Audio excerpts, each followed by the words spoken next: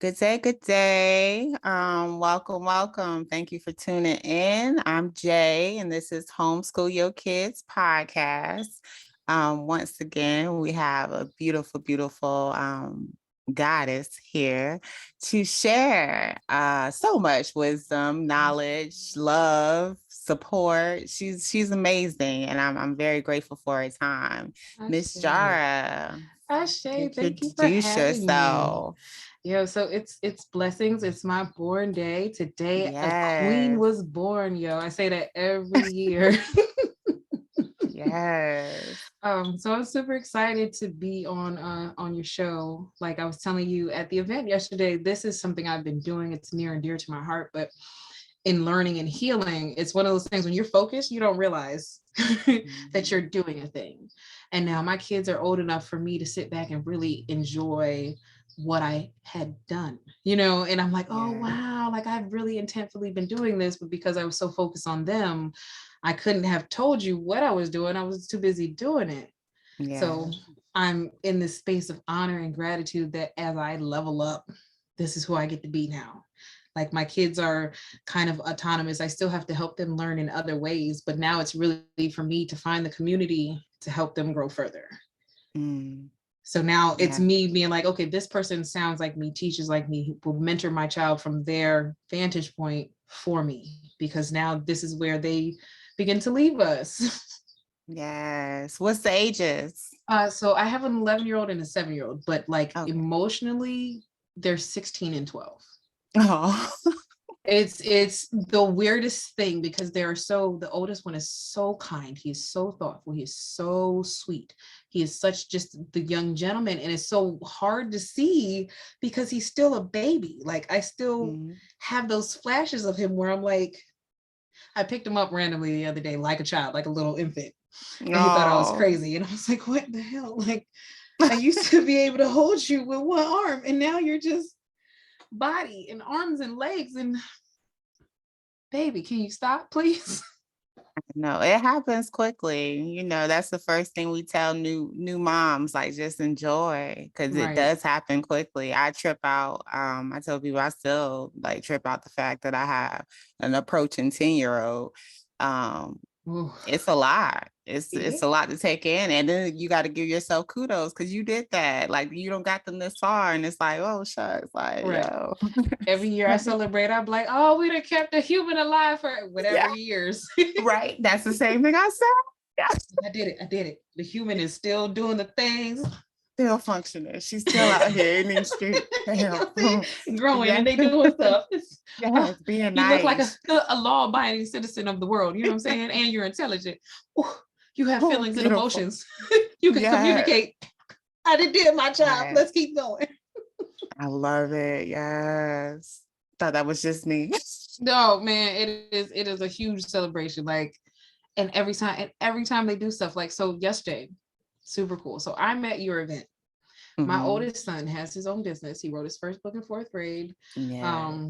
He's working on reformatting it, and his public school is going to print it for him and put it on their website, and all the money is going to go to him. Oh, Right. So we're working on finishing this first book, and then we've got the second book in under works, but I don't want to pressure him and be like, do two at once, because that's what I would do. yes, leave him alone. Right. So I'm like, yes, just baby, just let's focus on getting this done so we get this next one done. And then we work on the next one, because he's encouraging me. If he didn't write his book, I wouldn't have wrote my book. Nice. Oh. Like I tell them to believe in themselves. The little one, the 7-year-old, he is Martin Luther King reincarnate. No, I'm so serious. I'm so serious because this little baby, when his brother got upset one year, and I have a video, it's on Facebook. He's like, well, my brother was upset, and he was trying to encourage him. He said, well, like Martin Luther King says, if no one else believes in you, you have to believe in yourself. Mm. I was like, wait, what?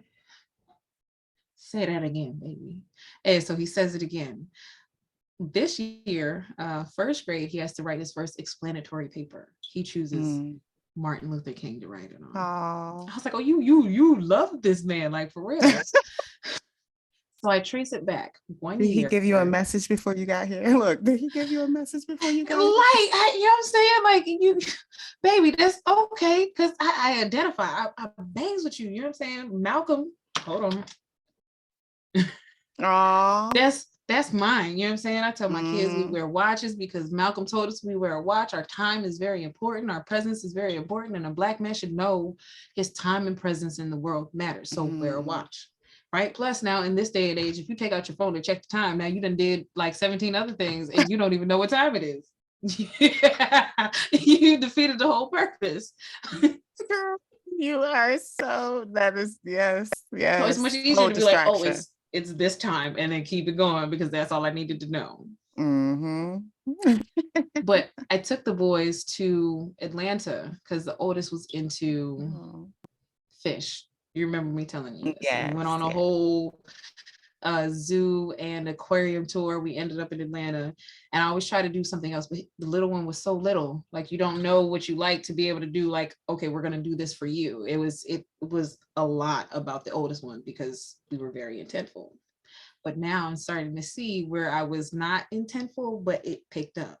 So we got to see a reenactment of Martin Luther King.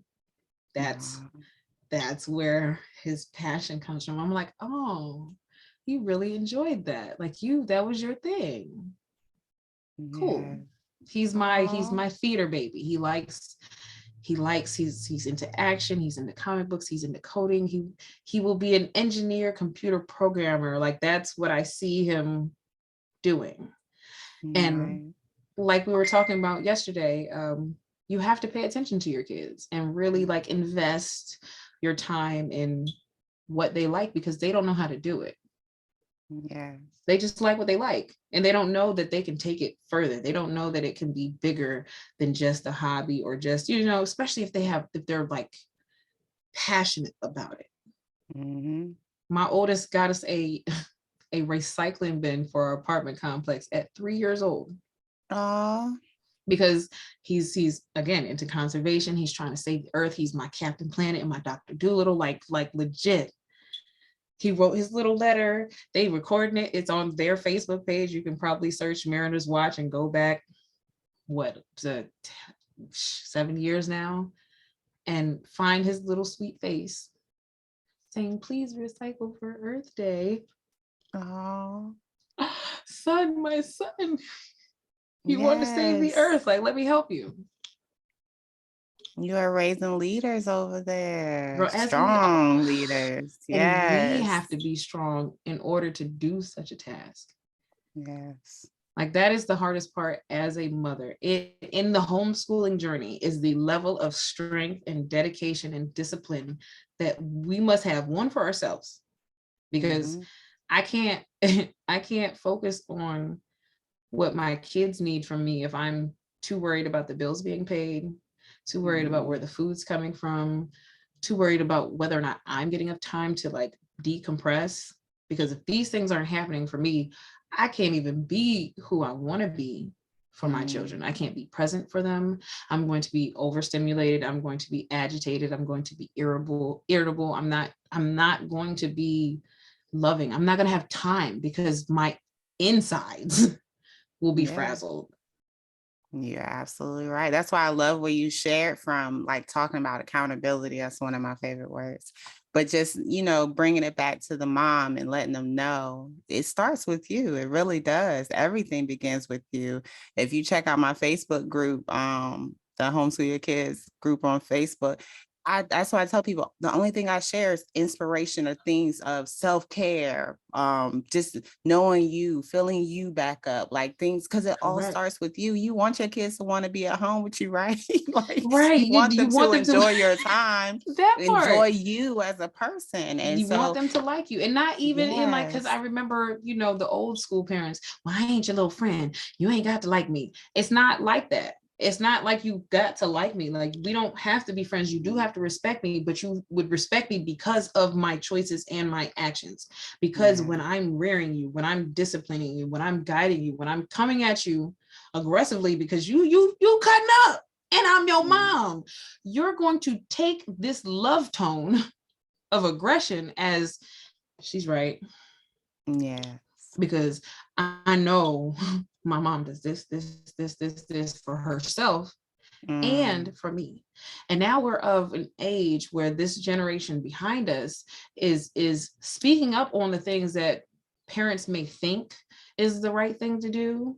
And they're like, no, please don't do that, because you did that, I am this way, and don't do that. Don't do that. I'm not going to do that. So it's choice. I teach my children a lot about choice, and it's been interesting watching how they develop, because again, the oldest is into animals. So he learned a lot about reproductive situations way before he ever learned about human reproduction. Now he watched his brother be born. So he was there for the entire pregnancy, was every midwifery, like he was just the cutest thing. And he tried to identify with me. He put the little shark under his shirt. He's like, Mom, I'm pregnant with a shark baby, and you're pregnant with a baby. I was like, oh, this is what little boys need to do, because this is the only way they can relate, is if they learn to empathize with what the woman is going through, because you would never feel it. That allows them to be in touch with their emotions. And here's the other thing, we have to give our children more words. Because, and I can tell people aren't reading to their kids, and I hate to say it that way, but there are a lot of big words in children's books. And the reason for it is that the adult knows the word, or at least has enough propensity to figure out what the word is. Right? It's a lot of teachable moments, like Satori said the other day. If I'm reading a book and it says supercalifragilisticexpialidocious, right? The child is going to be like, hey, what does that mean? What does that mean? Say it again. And then as the adult, now, teachable moment, this is where you're a teacher. You point to the word in the book and say, hey, look at this word. So you spell the word out, you show them the letters, you become extremely intentful in that moment and teach them about that one word. But that experience is teaching them investigation, research. It's teaching them how to question and respond. It's really helping them learn, and their brain trigger how to think, not what to think. You know, and that's the thing, we need to teach people how to think. We've lost sight of critical thinking. And there's so many simple ways to do it. To everyone is told how they should feel about something. They're told what to be upset about, they're told what to be celebrate, they're told everything. Right, like you lose a job where we're like, oh my God, I'm so sorry. No, when my friends lose jobs, quit jobs, I'm like, congratulations, yes. What are you gonna do now? Like, now that you're free and you got all this time, like because we was talking about this, he was talking about this, like you got all this time now to do whatever you want to do. So what we're gonna do? Like, I'm excited for you.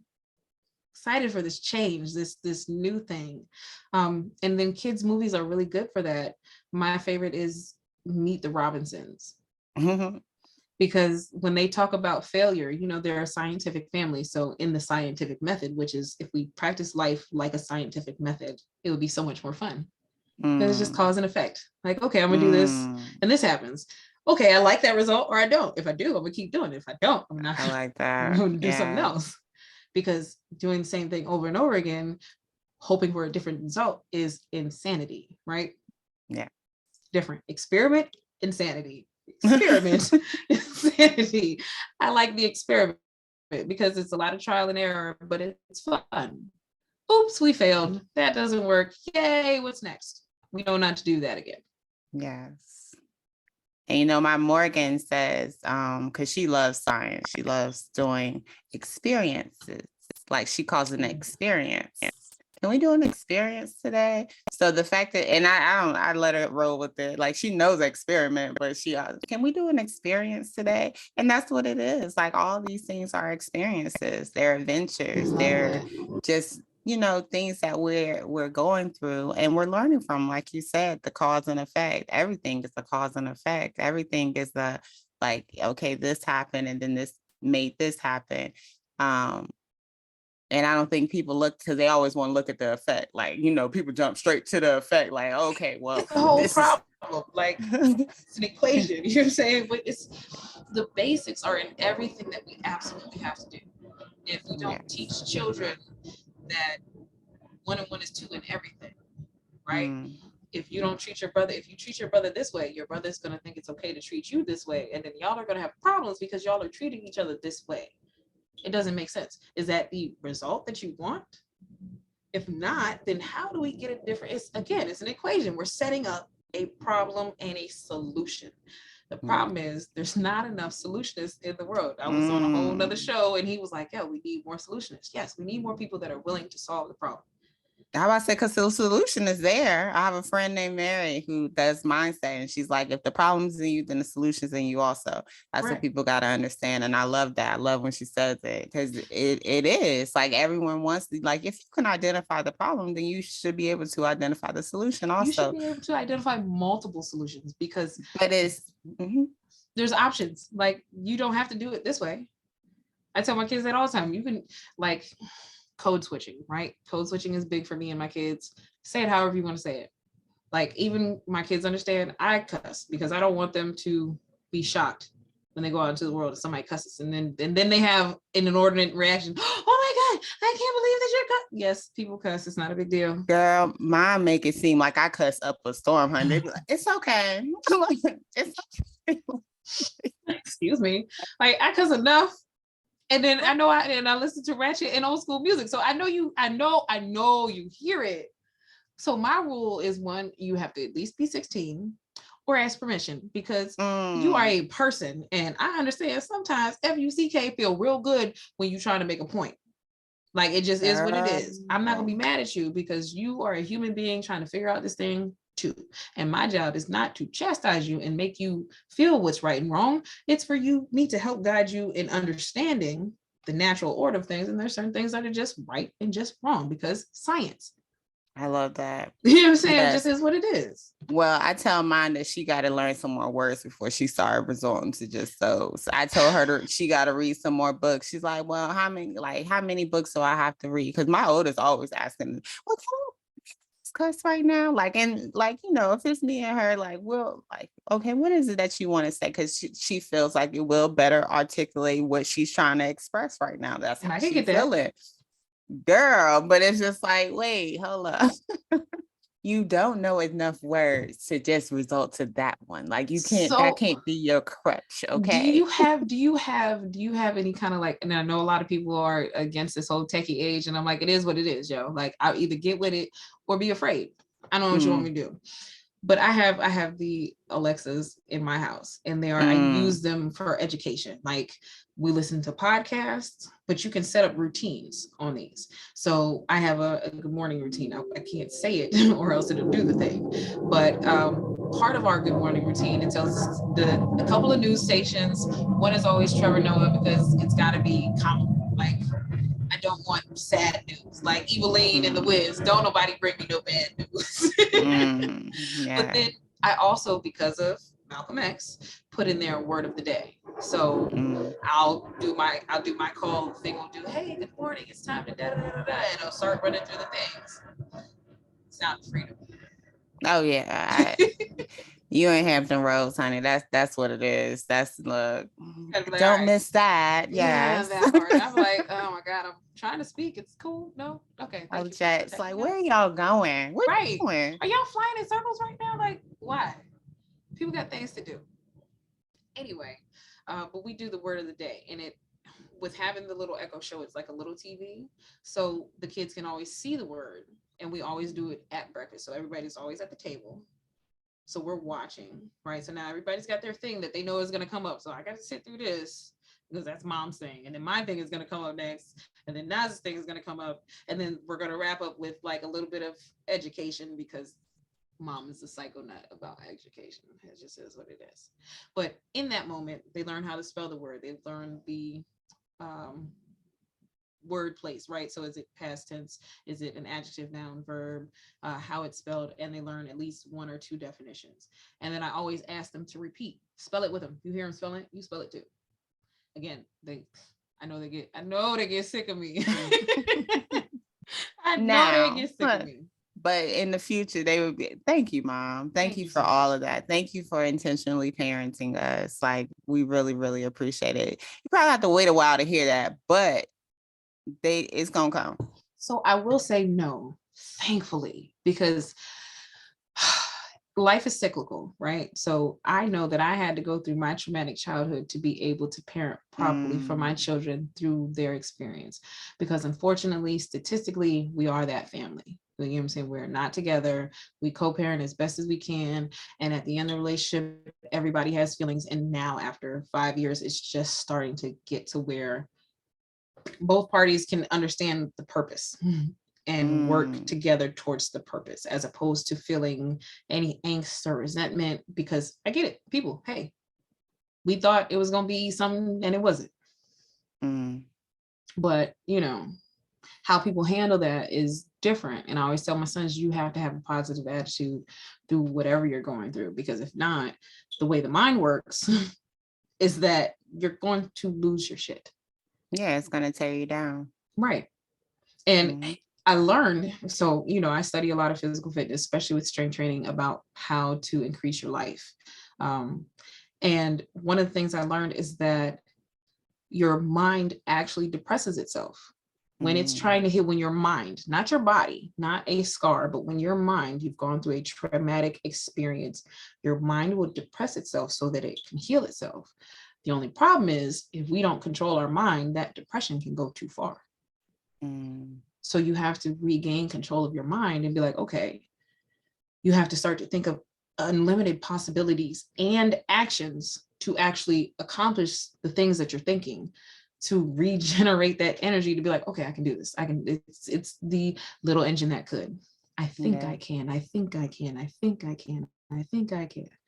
We stopped reading to kids, because when I talk to adults, they don't know these simple stories that I'm like, yo, this is the moral story. This is the value story that I learned as a child that now resonates still with me today. Because when I heard it as a kid, it was just a fantasy. It was just bunnies on a page and it was cute. And my mom was making the, you know, but I heard the words, and because I read incessantly, you know, I pride myself.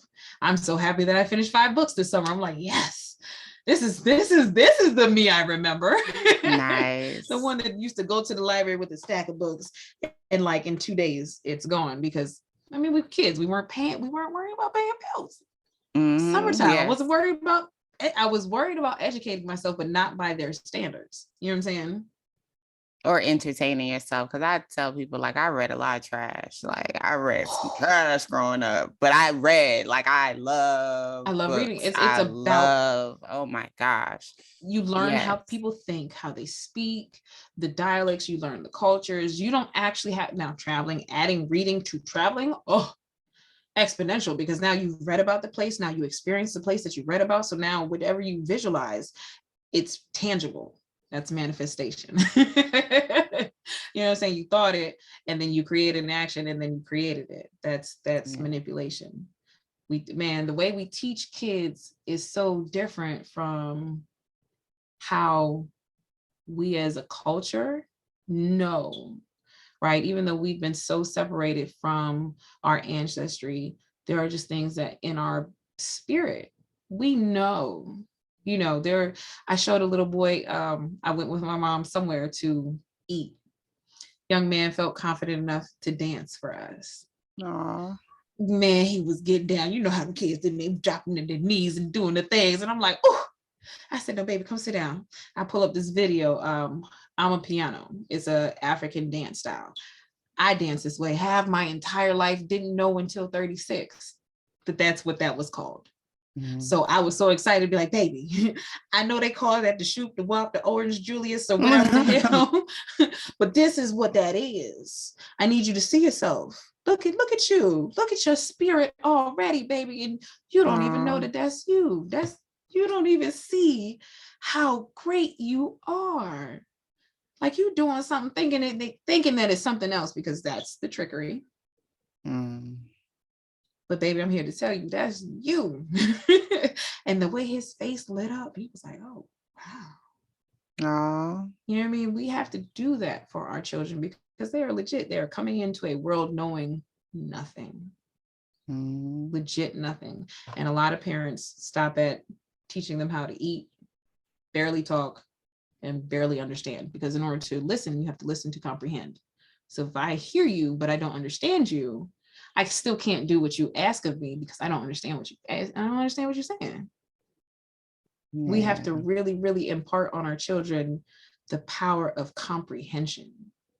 And if you see that your child's not understanding, you have to redirect and figure out what's different about your child, whether it's their learning style, whether it's their listening style. Maybe they need glasses. There's a lot of people in our community whose children need glasses, who as adults need glasses and don't like actually solve that problem. Because I remember when my boys got glasses, and I knew because I can't see, I have terrible vision, terrible sight, great vision. I knew that they were going to need it. Their dad needs glasses. I knew it was going to happen. So me, I'm distraught. A life of glasses is so much work. Yeah, I remember my turmoil. So I am automatically putting that on them. Not the same experience. So I'm sitting in the corner crying while my oldest is getting his eye exam done. And he's like, Mom, what's wrong? I said, well, baby, I just didn't, I just wanted you to be able to see. He's like, oh, well, I wanted to look like you. Girl, now I'm crying real tears. I'm like, oh, you're so sweet. You're the way you see things is different. And if we would listen to our children, right, we could see things differently and maybe begin to act and behave differently for them. Like we go into their room, and I seen this meme. The room to the dad looks like a mess, but then the room to the kid looks like a castle because he's built a fort. But in reality, it's like blankets draped over beds and desks, and you know what I'm saying? But that's their creative mind that we are losing because we're so focused on, I don't know. I can't even, paying bills can't be it because that's not a goal. No, it's a lot of hurt and trauma that goes into it. And I always talk about adults being where they are. And I just feel like a lot of majority of people are hurt. Like they're just hurt and they're not acknowledging that hurt. And so they're just carrying it around with them. And truth be told, hurt people. So when you haven't acknowledged what you're feeling, that pain you're feeling, you feel like it's okay to still, lash out or carry on that generational cycle that was damaging to you. But you, in your mind, you're telling yourself that you're fine and you're not acknowledging where you're at. So that's why I told you, like, you talking about what's wrong with you, like getting to the root of what's going on with you, like hold yourself accountable. If you feel like your child has a messed up attitude, if you feel like your child doesn't socialize or address yourself. Do you socialize? Does your child see you go out into the world and talk to people? Because if not, yes, where are they gonna get it from? Exactly. And we are doing way more modeling than I think a lot of people's brains will grasp.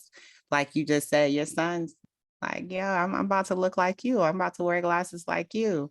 I have two minis. Like they love, and I tell people all the time, my kids love me. Like they adore me. It is the greatest feeling. Oh my gosh, my oldest, and that's why I told her dad I'm about to enjoy this time of not being watched, because my oldest watches everything that I do. And I'm always having to be, conscious of that. Like I know for a fact, if ain't nobody else watching me, Kennedy watching me. But she think about just that. Watching, she listening too. That's, so you have to now always behave in a higher conscious. A higher thought level. And it's a beautiful thing though. A lot of people want it's growth. It really is growth. It's embracing okay, I gotta go to this next level because Lord knows without him, honey, I would still be a fool. Like just a damn but just out here doing stuff. Just because. Just right. So no, I thank her all the time for where she's gotten me to, because I have to acknowledge that's where it came from and that's how that growth happened. But a lot of parents don't acknowledge that. They're not understanding the assignment, that has been given. They're not. They really aren't. I love the way you broke it down because, I don't know. I know I knew it, but the way you worded it gave me so much peace. People are not acknowledging their hurt. And it's okay to be hurt. But again, here's where more words come in. There's a phenomenal book by, and I'm looking over my bookcases over here. and I don't see it. But the book is by Brene Brown, Atlas of the Heart. Girlfriend of mine gave one of the greatest gifts that people can give me are books. So I know that's right. For giving me books. Thank you for giving me knowledge, because what they say about people that look like me is that we know nothing because we read no books. So what you're not going to do is talk about me and my brain. Anyway, in this book, she goes through, it's called Atlas of the Heart, and she talks about the different emotions. And there are so many more words. I think we are stuck with angry, sad, happy. I think that's really how we diagnose our emotions. But there's frustrated, there's embarrassed, there's anguish. There's so many words that describe emotions. And because these emotions are attached to, like your daughter says, experiences, some emotions are triggered by a thought versus emotions being triggered by an emotion. Like sometimes the emotion comes first, sometimes the thought comes first. It's very like in depth. And this is where people don't like accountability. You don't actually want to learn yourself. You are so afraid of yourself because of your hurt that you don't even want to get to know who that person is, because you've succumbed to the idea that why you were hurt, whatever happened, whatever the trauma that was inflicted on you, you deserved it, and you don't. Like I'm here to tell you that you didn't. It was not your fault. You have to forgive yourself, because that was not, that's part of the hurt. You're like, oh man, if I wasn't there, you've taken this other person's hurt on yourself. And now you're chastising your poor sweet self for existing in a way that you didn't know because something happened to you. Yeah. You've got to acknowledge it. Yeah, you got to acknowledge it. You got to feel it. You got to work through it. You got to reflect. They talk about that dark hour, that time where you're doing that shadow work of you sitting with those raw emotions of like these experiences that occurred, and you're trying to understand, make sense of, like just figure out why it was you that had to go through that. But like you said, that you're traumatic. You started this conversation with that. Like, you understand that your traumatic experiences, your upbringing, the way you were raised brought you to this point where you're able to acknowledge and understand, this is not what I want for my sons. This is not how I want them to feel. That was my catalyst. Yeah. And that's what I think a lot of people not understanding, or not really like digging deep within, like, hey, do you want somebody to feel how you felt like when that happened, when someone used those words with you? Because we recycle things, and we're not recycling the good things. and I tell people, as women, we are multipliers, right? 2x chromosomes, that's squared, right? That's math. Again, yeah, I don't like math, it's fine, but you can reference math all the time. Be like, look, I'm a math is everywhere. Numbers are everywhere. Like it's so important, and I don't like it. No, trust me. So my math brain got canceled in high school because of a white woman. She just really she made a really big deal about me being late to class because I was in a vocational program. So it wasn't just me; it was a group of us. But because I was the only Black one, I was the one that couldn't do it. And she kept just pounding into my head that I couldn't do it. And my mom even came up to the school one time, was like, look at these grades from every year before now. Tell me why she can't do it. Because I don't understand. Like, I don't understand how now this year, this is suddenly too hard for her. And I'm like, I don't get it either. I don't know why she's telling me I can't do this, because I can do this. Like, I don't. But now I feel like I can't do it because she's the teacher. She told me I can't do it. So why can't I do it? And after that, I stayed away from math, but it has come in my youngest son. Ooh, and he inspires me because he'll come up to me now, like I told you, what's 11 times 11? He'll just come up with random math problems just to show his knowledge. He is a cocky, and I love it. And I love it because he can back it up. It's not cocky, it's confident, but I know that people call it that. I'm like, cool. If you know what you know, just be prepared to back it up. Make sure you've done your research. Make sure that if anybody were to look up what you said, it is true. Well, don't say it. Like, if you don't know, that's cool. Just don't know. Just learn it. Look it up later. I'm gonna use my calculator. Just know that I'm gonna use my calculator. What's 11 times? Me too, because I'm raising greater than myself. You know what I mean? I still learn. Like I said the other day, if you find an area in which your children struggle, you may struggle in that same area. And now, are you going to develop yourself? Are you going to show your children that at whatever age you are as the adult, you can still see room for improvement and take action? Or understanding you don't have to know it all. I don't know, as you know, we get those parent caps on and parents feel like, oh, I got to know everything. Like, you know, they're afraid to tell their children, I don't know. And I tell mine quick, like, I don't know. Girl, let's look it up. Let's look that it part. Up. That's the thing. There are a lot of parents that tell their kids, I don't know, all the time. And that's the problem.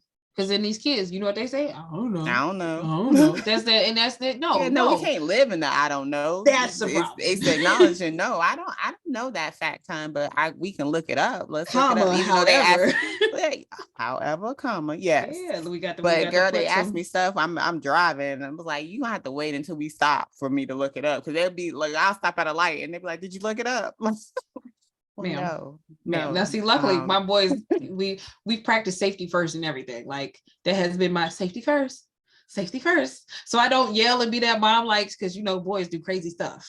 Mm-hmm. So I had to learn early words to say to not make them afraid of existing.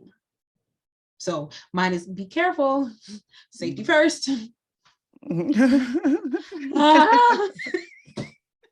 I tell you, I don't watch them, like, because my Morgan, my 6-year-old, she's acrobatic. Like, she's likes to climb on everything. She will find the highest part in the park and she's going to climb up there.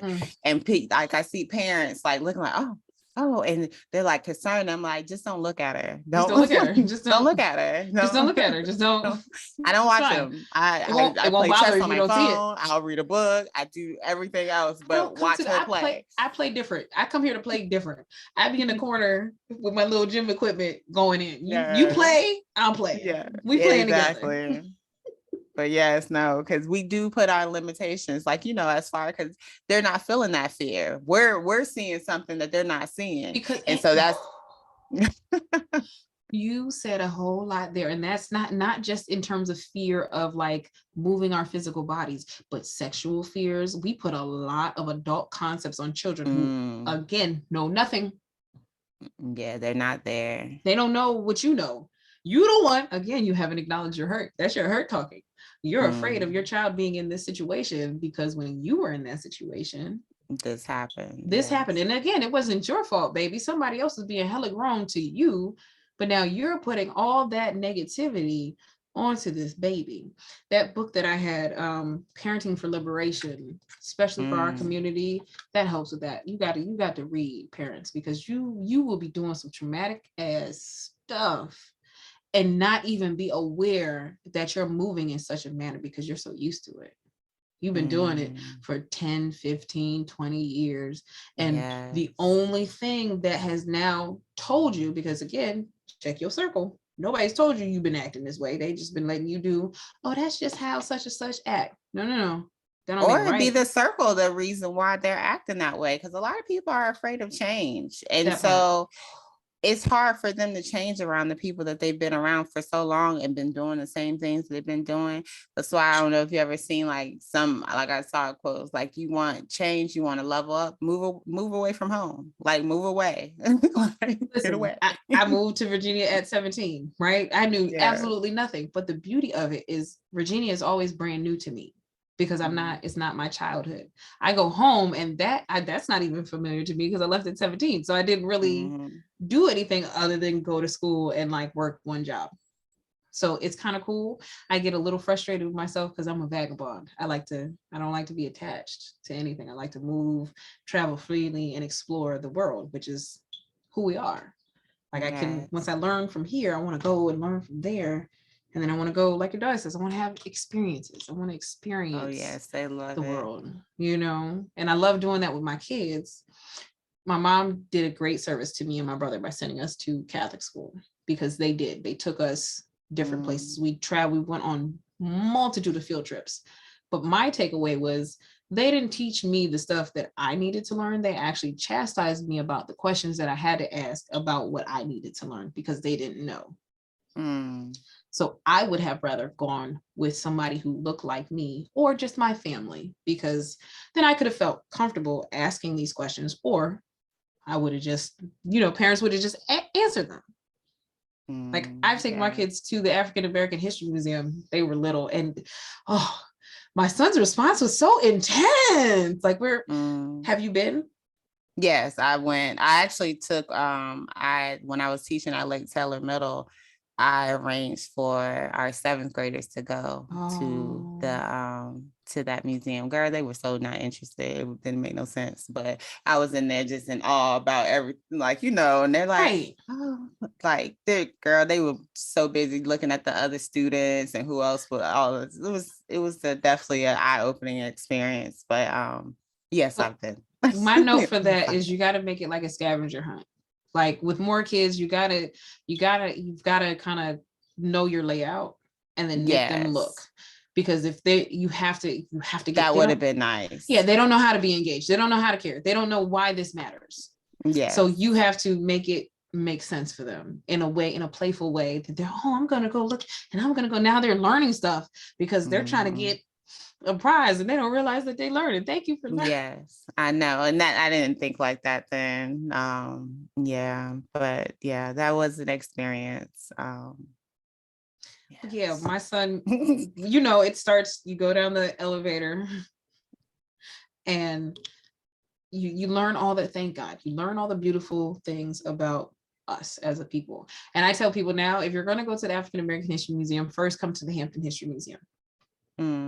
Because that talks about Hampton, but it doesn't tell as much of the story as Hampton does. Let's not forget, yes, DC is our capital, but it started in Virginia. So let's pay homage to where we touch down first. But by the time we get to the enslavement, so we see the people, and it's very dark. You see regality, you see royalty, you see pride, and then you see shackles and chains, and like, it just, you see a culture stripped from a people. And my 5-year-old was like, Mom, why can't we do to them what they did to us? I was like, yo. Oh, wow. I get your feeling, bro. I totally understand how your mind process from here to there could get to that. But baby, that's not how that worked, right? Like I'm sorry. Give me a hug. You really hurt people. Yeah, that in that moment, he felt a lot. He felt that. And I was like, yo, but you needed to know. I need you to know.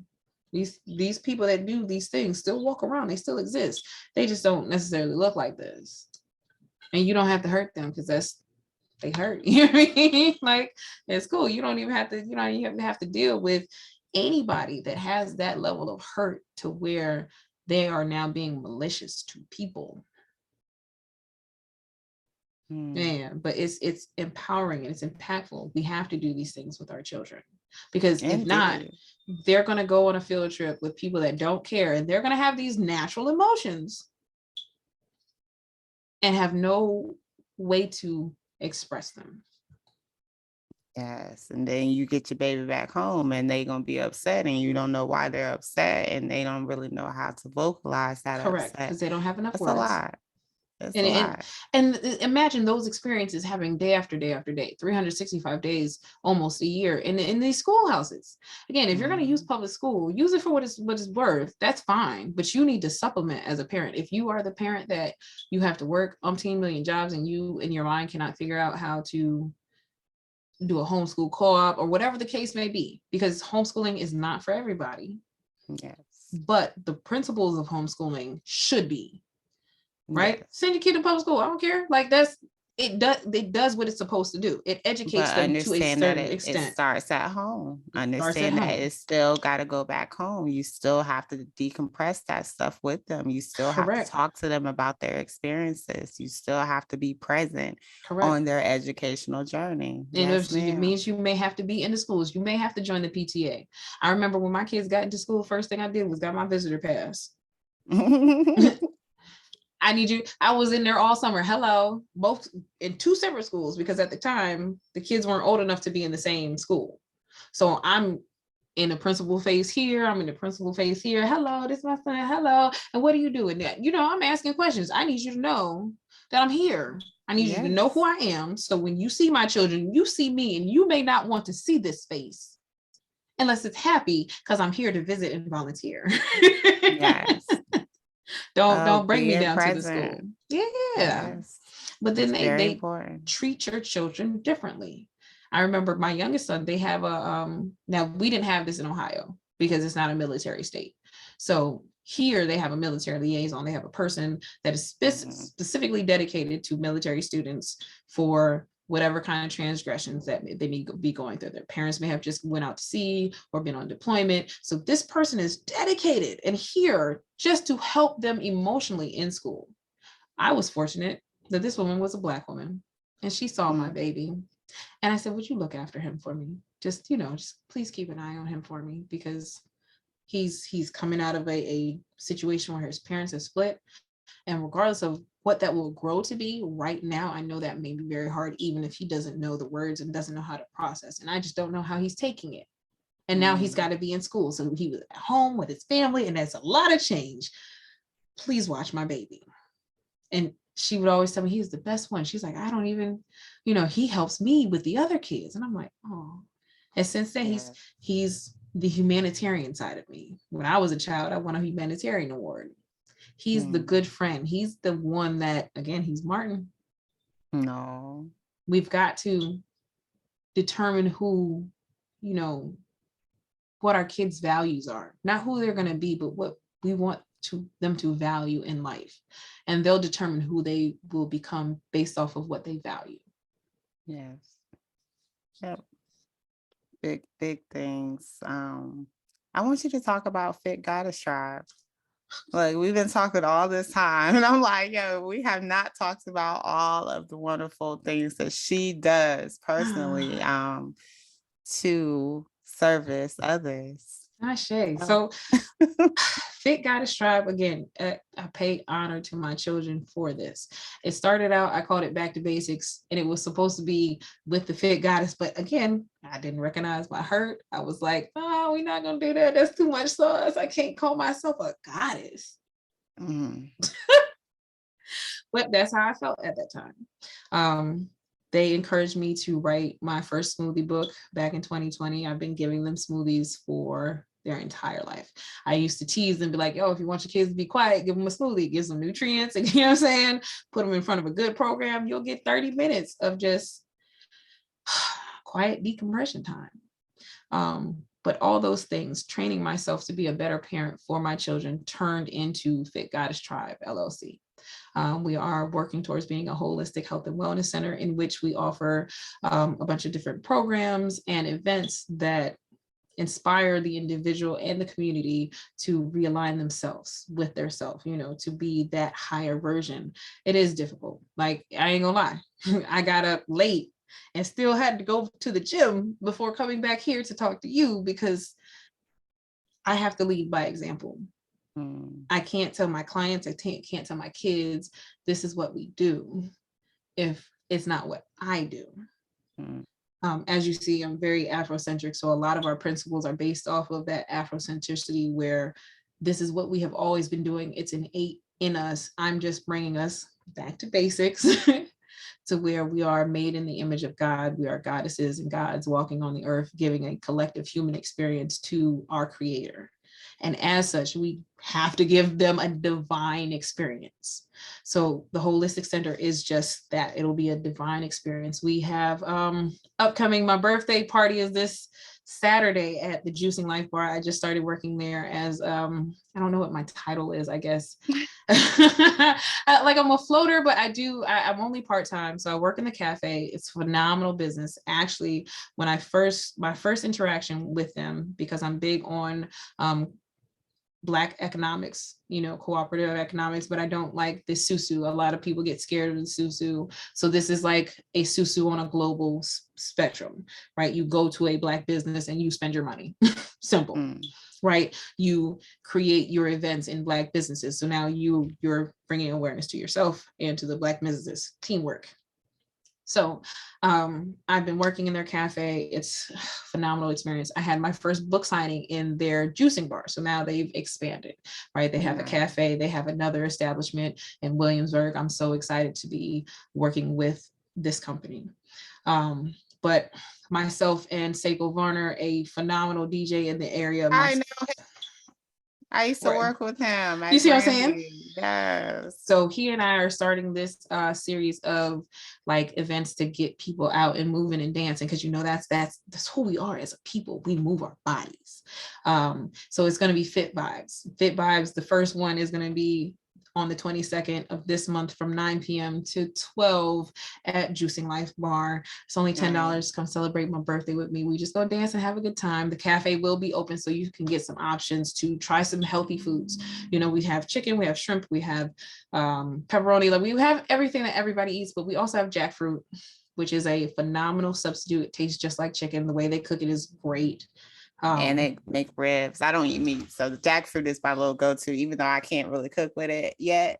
But I love, girl, there's this place that make jackfruit ribs. Sorry to get look. I love them that much. I had to chop that in. But oh my gosh, when I first ate that, I had to ask them a couple times, what's this again? What is this? What is Tell me again? No. It's not meat. You telling me this not meat? Like this is. Yeah, you start looking like a pig. You like, wait. So you question your whole life. Like, wait.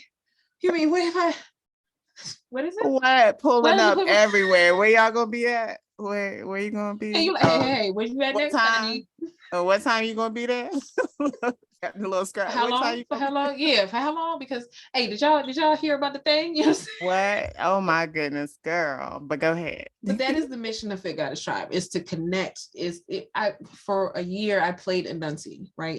He's the spider that weaves the web of our morals and values and connects us all together. And I was teasing because remember whatever show that was, they had Anansi and it was a man, but he died. He got killed. And I was like, you know what? I must take over because they never killed the Black woman. They never killed a Black woman. So it's my job to be like Timon and Pumbaa and just like pop up here and there, you know what I'm saying? And metamorph like I'm this person. You can't catch me because everywhere I look different because Black girl magic. You know what I'm saying? Was that her? That was her? How are you in all these places at one time?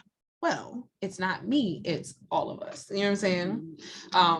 Also with Fit Goddess Tribe, we have a podcast as well called Fit to Heal. Well, we have two. One is Fit to Heal. My mother and I work on this podcast. We talk about all the different mental strongholds that we as a people kind of go through. And then we find people. We have experts in our community that come on to the show and discuss how, again, we are very solution oriented. So I'm always, hey, give me three simple things that anybody watching this can do today, so that they can start to change that behavior. And then the other podcast is the Empowerment Bookstore, because of course.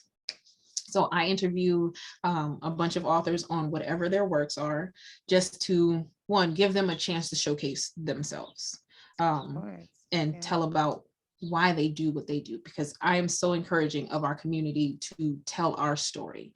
It has been something that we've seen it time and time again. All they're going to tell us is 12 years as a slave. You was a slave. You was a slave. But if you, as the individual, start to tell our story, the narrative changes.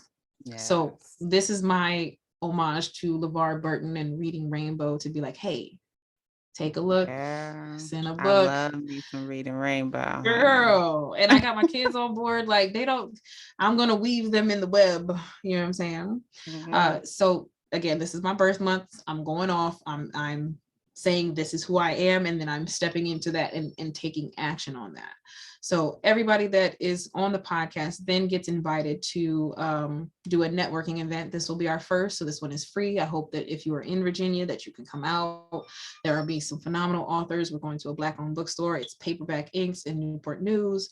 It is, if you are a reader, if you are a library head, if you like books, like when you walk in, it is like, it's just heaven. And then for it to be Black owned, you're like, oh, thank you that these things exist, because Barnes and Nobles is dope, but this is the mom and pop. This is somebody's blood, sweat, and tears, and I can give you money to help your family. That makes me feel good. So That's that beautiful. event will be called Bookworms Unite. And Aw. yeah, because again, this year is my year of revenge of the nerds. The nerds are taking over. But I hope that people can come out for that. We also have a Fit 100. It is a virtual fitness program. It's 4 weeks, $100 for the month. The first week is a goal setting conversation. We spend a whole hour just talking about what your goals are and how we can actually put an actual action plan together so that you can do that. The second 2 weeks, we do a cardio workout and a strength training workout. The third week is a combination of my girlfriend and she's my dance instructor, but she also does, like we all do, a multitude of things. She is into nutrition, so she will be my nutritionist. My mom does life coaching, so the two of them will meet. It'll be for an hour each session, right? Because it's just to get you guys started. Now you can stay rolling with the program and continue, because each month it'll be different. The exercises will be different. The conversation that you have with these people will be different. If you enjoy them, you can get their services outside of the program. I'm trying to think what else we got going on. In October, we are in this fashion show with Breathe Easy, a phenomenal Black-owned foundation. The woman, Quetta, is inspirational. Excellent fitness trainer. She has a lung. She talks about donating organs, something that's near and dear to my heart. My brother also needed kidney transplant. My mother needed kidney transplants, and we need more Black donors so that we can live longer lives. It happens, we do things to our bodies, or things happen naturally because of disease, age, whatever, that we need a little bit more assistance from our community. So she is pushing donorship on Black people, trying to encourage us to be. So that fashion show is to go to her foundation. So I hope that you guys can come. I got tickets. VIP tickets are $30. The Eventbrite is also on my link tree. What else? Books and brunch, Fit Vibes, Fit 100. I think that's it. But you got to stay tuned to Fit Goddess Tribe on every social media platform. So that's YouTube. I think there's some numbers behind it, but if you type in Fit Goddess Tribe, it'll come up. Like, that's the only one I don't have memorized because it just created it for me. It was like, oh, somebody else has this name, so you're going to get this. And I was like, I'm going to see if I can change it to Fit Goddess Mindset, though. Okay. Yeah, I'm going to get into that. But Instagram, Fit Goddess Tribe, Facebook, Fit Goddess Tribe. If you want to reach out to us, if you have a book, if you're an author, email us at fitgtribe@gmail.com. We would love to have you on the show. We would love to have you out in person. At the book swap events, we also are offering book swaps. So you can bring your gently used books. You can trade them with the other authors. You can leave them with the bookstore as a donation. And they have consignment options. So if you're looking to get your publication into a bookstore, they have an option for you. They will have the staff there that you can discuss those options. So then now you're telling your people to come to this bookstore, which again feeds a Black family. The Black dollar is so powerful. We just need to spend it in the right way. Indeed. That's beautiful. Girl, you're doing a lot. You're doing a whole bunch, and I love it. Yes. Very inspirational, very encouraging. Thank you. Yes, we're all very, very important in this journey, this life, this assignment. And it's refreshing to hear all that you are doing to ensure that your impact is made and things, that narrative is changed. We got to. So We are, look at us. You know what I'm saying? We are a beautiful people. Beautiful. Very we much do so many things. And we don't have to limit ourselves. We just have to organize ourselves. Yeah. You know what I mean? You don't have to just choose one thing, do all the things, but you got to make it make sense. Yes. I like that. Yes. So look, I'm gonna take your what's 3 pizzas that you would give to the people to start now? Oh, okay. All right. So in the Fit Goddess Mindset, it's technically 6, right? But we break them down into 3s. We have our character, and then what we have for our body. So for our body, what I would tell people to do is eat, sleep, and exercise. Eat well, sleep often, and exercise often. The more we do outside of the gym, the more we walk, the more we dance, the more we play, the more we run, the less we have to do the other stuff, because our body is meant to do those things. But if you don't like those things, then go to the gym. You know what I'm saying? One or the other. For our character, listen, be respectful, and do your very best. And these are, if you ask my children, these are the things that they will tell you. It's a whole mindset. This is what makes us strong, independent, self-sufficient, good, law-abiding citizens of the world, that allows us to be creative. If you listen, you'll learn from somebody else's mistakes, and you can go a lot farther, a lot faster, because you're not tripping up on that trial and error. You already know it doesn't work because somebody told you. If you're respectful to yourself and everybody else, it speaks for itself. And when you do your very best, you have a great time. Like if you're going to go to your friend's house and talk, have your very best talk. Be into that moment with your friend. Like really listen, actively listen, engage, and enjoy all those moments, because we only have one life. Like you said to the new moms, enjoy your kids. If you're not completely present in those moments, like each and every one, and it's hard in the beginning to hold on to those moments because you're just learning how to juggle. But once you learn, you can add more. It's cool. You get real sick with it, you do tricks and all of that.